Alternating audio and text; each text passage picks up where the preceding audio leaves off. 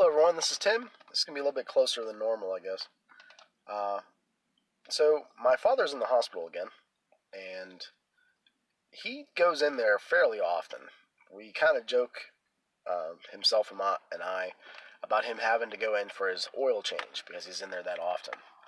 So, it's probably a little bit different in my family because when he goes in the hospital, there's not as much of a emphasis on going to see him right away or being there with him, which is kind of sad, I guess. I guess maybe he's almost like the guy who cries wolf, but he has to go in for legitimate reasons. So anyway, this last time he's gone in, so he's in there right now. It sounds like he had a series of heart attacks, which is, not good. And this is the worst it's been for him since he started having problems with his heart. So, and I think for me, it's cathartic to think about these things in terms of game mechanics. Hey Lee. so, so my dad's in the hospital with heart attacks, and that just has me thinking of what I could do to incorporate some of the things that I've seen just from his life. So he seems to have this will to live, this indomitable will, this stubborn bastard nature about him, where he just won't die. He's like Bruce Willis from Unbreakable. He's been shot. He's fallen down concrete steps. He has been in, I think, 3 head-on collisions in vehicles. When he was on a motorcycle, I think an 18-wheeler hit him once. Some kids racing down the street hit him once. Like I said, he's had many little strokes, the TIA ones. He's had heart attacks. He just won't die.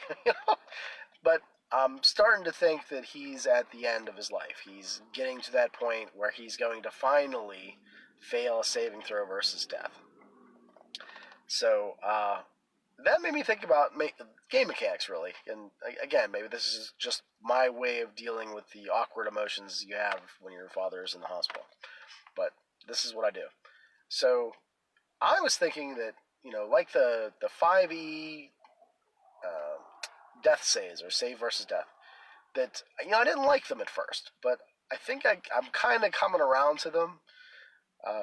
The idea of having more than one save versus death role. And I think, I could kind of interpret those as just coming from different angles. Like, one might be a role to represent the physicality of someone, their body's resilience to injury, disease, what have you, and their ability to bounce back. And for maybe another role, I'm thinking someone who's more like my father, who he just won't let go. He can't move on to the next wherever that is, or if it's nothing. So so that might be, maybe one of those roles could be considered like a willpower role, or in a lot of games that would be wisdom, but some systems have willpower. But maybe you could have like a willpower stat influence that role, or the wisdom modifier influence these roles to save versus death. So it might not really translate to D&D. Like if you're going up against like a save versus death gaze attack from Medusa, or something like that, or turn to stone. But I don't know. It's just an idea that I had, that instead of just being Constitution, maybe you can add in a little bit of wisdom if the person has more of a stubborn, dwarf-like, taciturn nature, and they just, that they don't want to die. They want to continue on. Sophie had mentioned that this kind of stuff is hard for her to deal with. She doesn't really want to bring this to her game, and I can totally understand that. Like, that might be too close to the pale, or too near and dear to people, loved ones in their lives that have died, and I totally get that. Like, I like the idea of the Wraith the Oblivion game, so I'm the kind of person that is like the opposite of Sophie, it sounds like, where I like to play games with these difficult, awkward topics in a safe environment, safe space to try to work through all the emotions and things.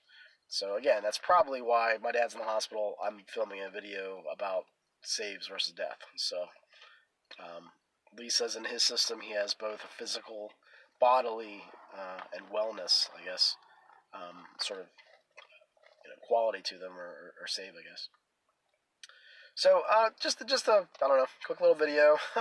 I was supposed to go to work today, and I got there and they didn't need me, so I'm actually gonna go home and probably lay down. But I figured while I was out and about, might as well film something for you guys.